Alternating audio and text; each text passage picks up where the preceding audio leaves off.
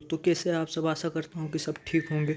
मैं लेकर आ चुका हूँ आपके लिए अर्धवार्षिक परीक्षा 2021-22 कक्षा 10वीं विज्ञान का पेपर, जिसमें आपको समय दे रखा है 3 घंटे 15 मिनट और आपका पूर्णांक है 60 नंबर का। निर्देश कुछ इस प्रकार है जो आप पढ़ लीजिए। और इसके बाद आपके सामान्य निर्देश ये रहे, देख लीजिए इनको एक बार अच्छे से। हाँ तो दोस्तों, अपना पेपर शुरू होता है यहाँ से। आपको पहला खंड का दे रखा है, जिसमें पहला क्वेश्चन है, इनमें से कौन सा दर्पण वस्तु से छोटा व आभासी प्रतिबिंब बनाता है। तो आपको बताना होगा कौन सा दर्पण है, समतल दर्पण है, उत्तल दर्पण है, अवतल दर्पण है, या उपरोक्त सभी है। तो इसमें से आपको बताना है, एक चूज करना है ऑप्शन। फिर दूसरा आपका है ख, आकाश का रंग नीला दिखाई देता है, क्यों दिखाई देता है। प्रकाश के परावर्तन के कारण, प्रकाश के अपवर्तन के कारण, प्रकाश के प्रकीर्णन के कारण, पूर्ण आंतरिक परावर्तन के कारण। तो आपको बताना है किसके कारण दिखाई देता है। इन सभी के आंसर मैं आपको प्रोवाइड करा दूंगा।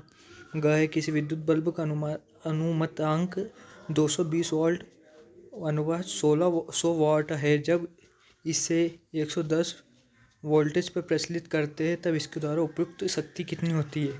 तो आपको बताना है 100 वोल्ट, 100, 50 कितनी होती है आपको बताना है।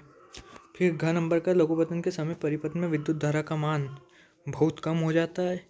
लघुपतन के समय बताना है, ये कभी दीर्घ पतन के समय भी पूछ सकते हैं। तो बहुत कम हो जाता है, परिवर्तित नहीं होता है, बहुत अधिक बढ़ जाता है, निरंतर परिवर्तित होता रहता है। फिर दूसरा आपका, वाहन में किस प्रकार के दर्पण को पश्च दृश्य दर्पण के रूप में वरीयता दी जाती है और क्यों।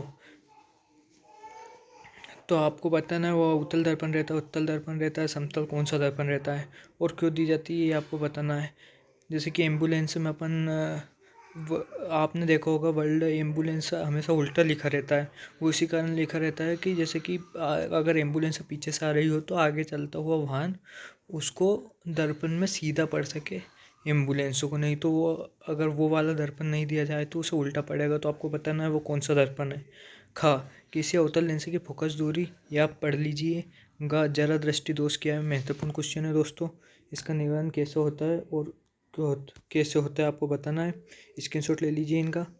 फिर प्रश्न तीसरा है आपका, यदि दो चालकों को श्रेणी क्रम में जोड़ा जाए तो उनका तुल्य प्रतिरोध 25 ओम होता है, एवं जब इन्हें समांतर क्रम में जोड़ा जाए तो उनका तुल्य प्रतिरोध जब इन्हें समांतर प्रतिरोध तो प्रतिरोध 4 ओम हो जाता है। तो चालकों के प्रतिरोध की गणना करना आपको दोस्तों। फिर आपका नेक्स्ट क्वेश्चन है, विद्युत मोटर का नामांकित आरेख कीजिए, इसका सिद्धांत तथा कार्यविधि स्पष्ट कीजिए। महत्वपूर्ण क्वेश्चन दोस्तों, स्क्रीनशॉट ले लिए इस दोनों का। विद्युत चुंबकीय प्रेरण से क्या अभिप्राय है, आपको 2 नंबर में भी पूछ सकते हैं, लेकिन हाफ ईयरली में आपका पेपर यही है, देख लीजिए आप।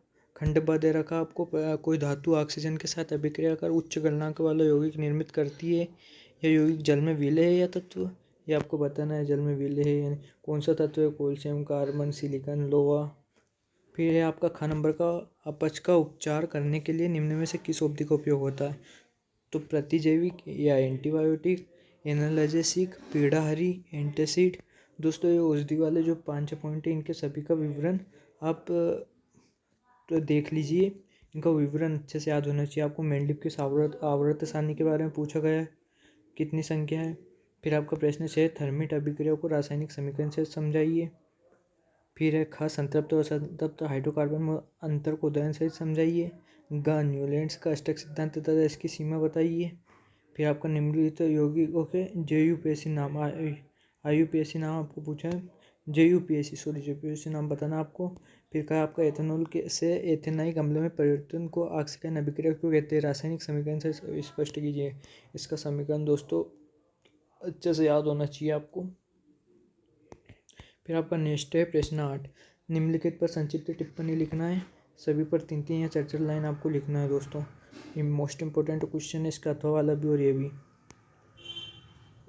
हीरा तथा ग्रेफाइट की संरचना अधिकतर पूछी जाती है, रेडॉक्स अभिक्रिया पूछी जाती है दोस्तों अधिकतर। फिर प्रश्न 9 आपका, पराग कोश में होते हैं, तो पराग कोश में क्या होते हैं दोस्तों, भाइदल। पराग कोश काय में होते हैं, भाइदल में, अंडाशय में, अंडक में, परागकण में। तो आपको बताना है।